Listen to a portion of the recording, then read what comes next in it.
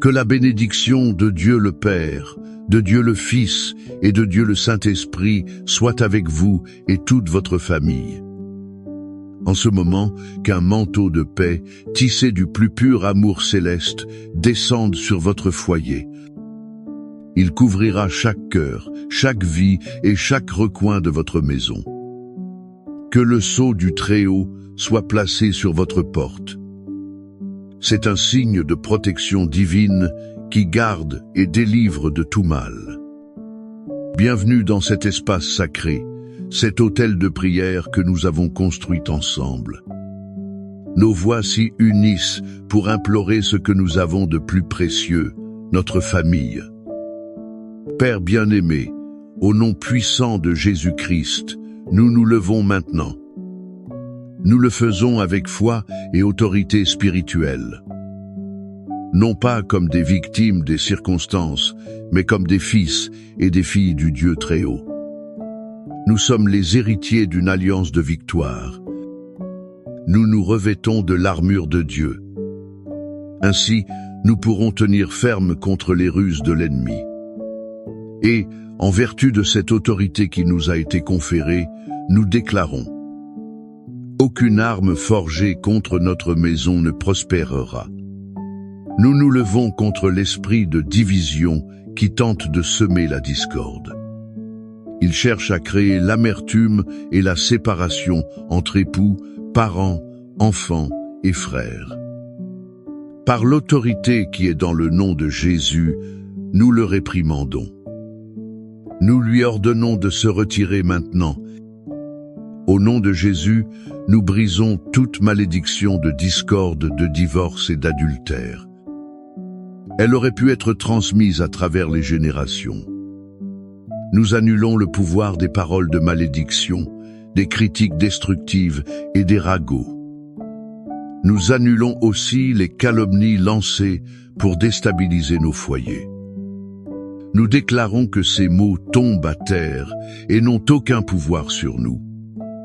Par le pouvoir du sang de Jésus, nous défaisons maintenant toute œuvre d'envie, de sorcellerie ou de magie. Nous annulons toute attaque spirituelle dirigée contre l'harmonie et la prospérité de notre famille. Nous érigeons un mur de feu du Saint-Esprit autour de nos fils et de nos filles. Nous les couvrons du sang de l'agneau. Nous déclarons que le dévoreur, le destructeur, ne touchera pas leur vie. Il ne touchera pas leurs esprits, leur cœur ou leur avenir.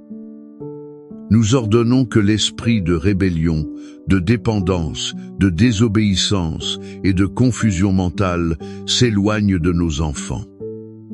Nous te les consacrons, Seigneur.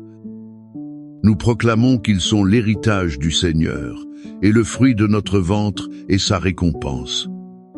Nous déclarons la victoire de Jésus-Christ sur chaque domaine de notre vie familiale.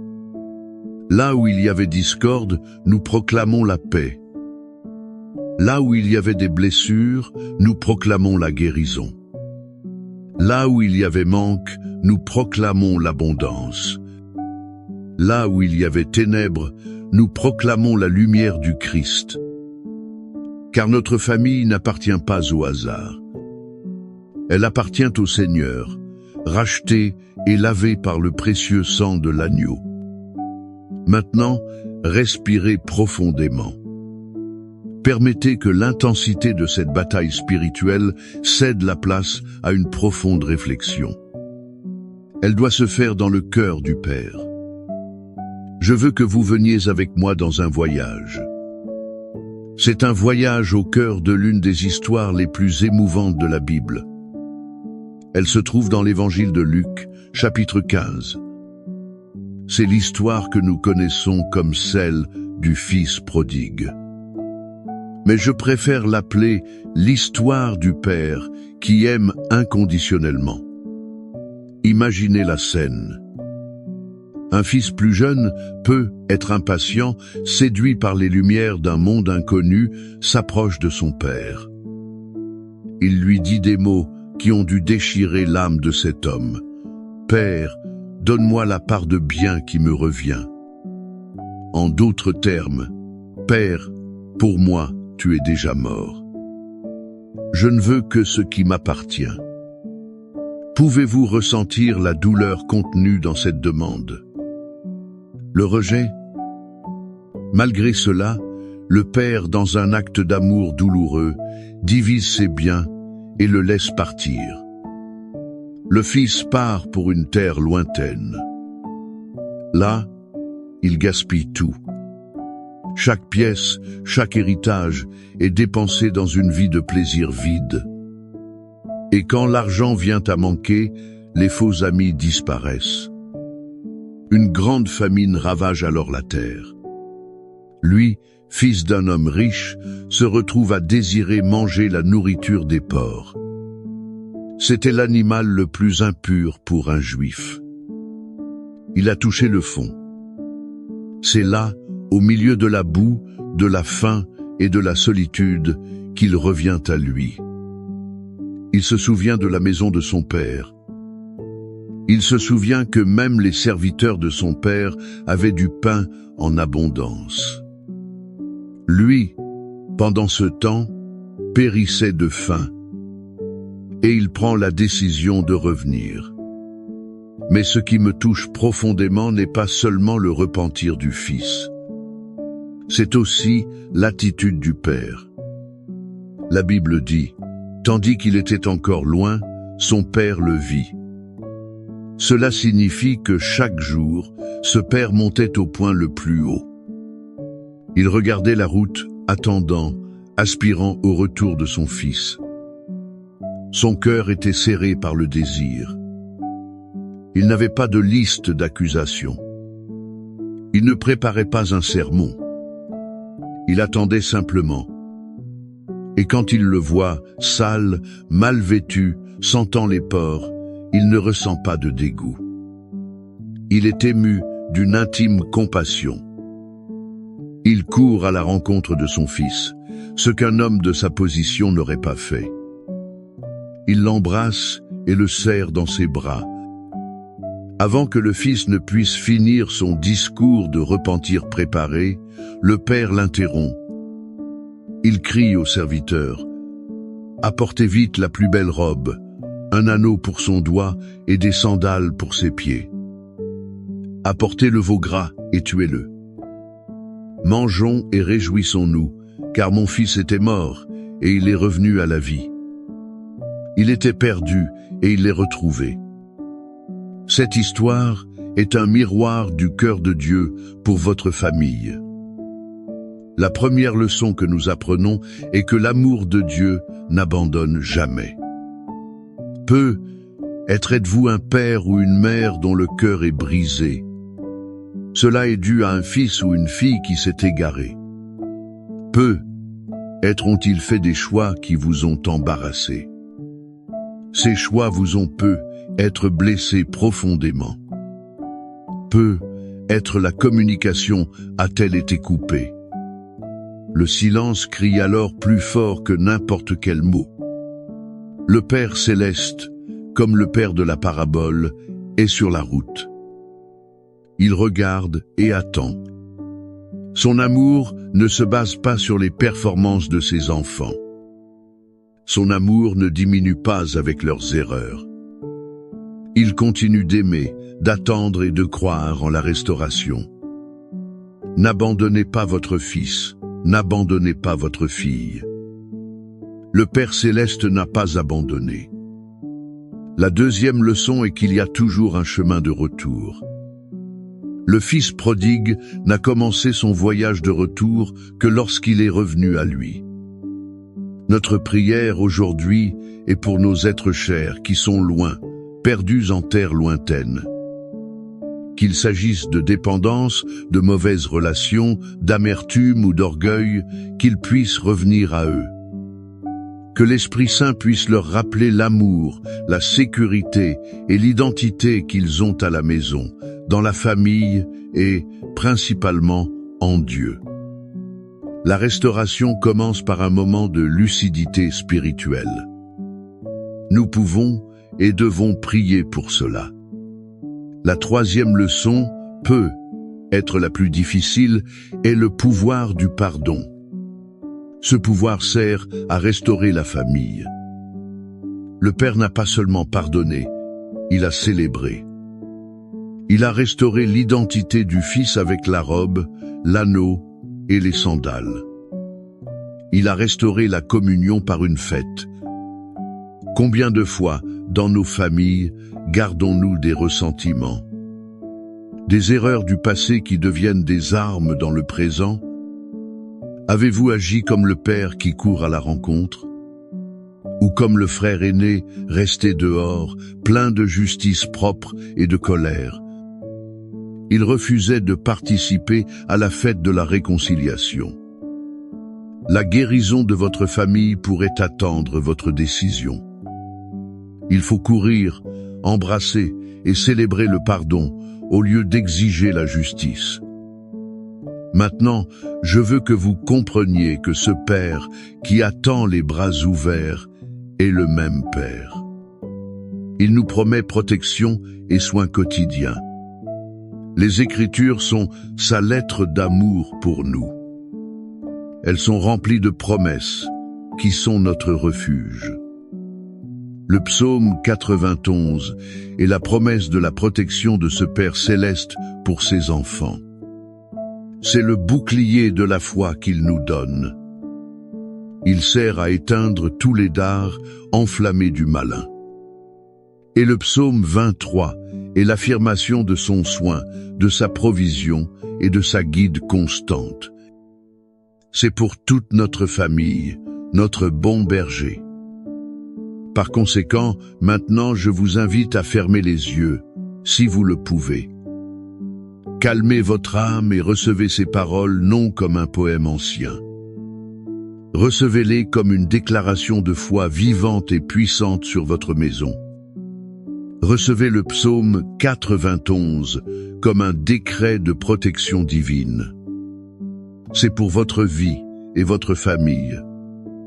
Celui qui habite sous l'abri du Très-Haut reposera à l'ombre du Tout-Puissant. Je dirai de l'Éternel, il est mon Dieu, mon refuge, ma forteresse. En lui je me confie, car c'est lui qui te délivre du filet de l'oiseleur. Il te délivre aussi de la peste pernicieuse. Il te couvrira de ses plumes, et tu te réfugieras sous ses ailes. Sa vérité te servira de bouclier et de rondache. Tu ne craindras ni les terreurs de la nuit, ni la flèche qui vole de jour. Tu ne craindras ni la peste qui marche dans les ténèbres, ni la contagion qui frappe en plein midi. 1000 tomberont à ton côté, et 10 000 à ta droite. Mais le mal ne t'atteindra pas. De tes yeux seulement tu regarderas. Tu verras la rétribution des méchants. Car tu es mon refuge, ô Éternel. Tu fais du Très-Haut ta demeure. Aucun mal ne t'arrivera. Aucune plaie n'approchera de ta tente. Car il ordonnera à ses anges à ton sujet. Ils te garderont dans toutes tes voies. Ils te porteront sur leurs mains. Ainsi, ton pied ne heurtera aucune pierre. Tu marcheras sur le lion et sur l'aspic. Tu fouleras le lionceau et le dragon. Puisqu'il m'aime, je le délivrerai aussi. Je le mettrai en lieu sûr, car il connaît mon nom. Il m'invoquera, et je lui répondrai. Je serai avec lui dans la détresse. Je l'en délivrerai et je le glorifierai. Je le rassasierai de longs jours. Je lui ferai voir mon salut. Saint-Père, notre protecteur et pourvoyeur, nous nous accrochons à tes promesses. Basés sur tout ce que nous aimons et déclarons, nous unissons maintenant nos cœurs. D'une seule voix, nous clamons pour les familles qui nous écoutent. Seigneur, nous te demandons pour chaque fils et fille qui, comme le prodigue, s'est éloigné de la maison. Où qu'il soit, Père, nous demandons que ton Saint-Esprit les atteigne. Qu'ils reviennent à eux et ressentent une sainte nostalgie du foyer, de l'amour, de ta présence. Nous brisons les chaînes des dépendances, des mauvaises compagnies.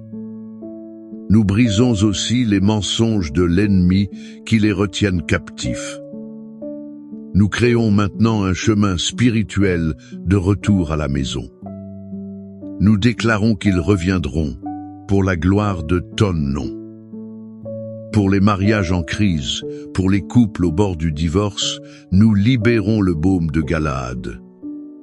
Là où la communication a été brisée, restaure le dialogue. Là où l'amour s'est refroidi, rallume la flamme du premier amour. Là où il y a eu trahison et blessures profondes, libère la grâce surnaturelle. C'est la grâce du pardon et de la réconciliation. Que chaque foyer soit le reflet de l'alliance entre Christ et l'Église. Nous prions pour la réconciliation entre parents et enfants, entre frères et sœurs, entre proches. Arrache toute racine d'amertume, tout orgueil, tout ressentiment. Enseigne-nous à être comme le Père de la parabole.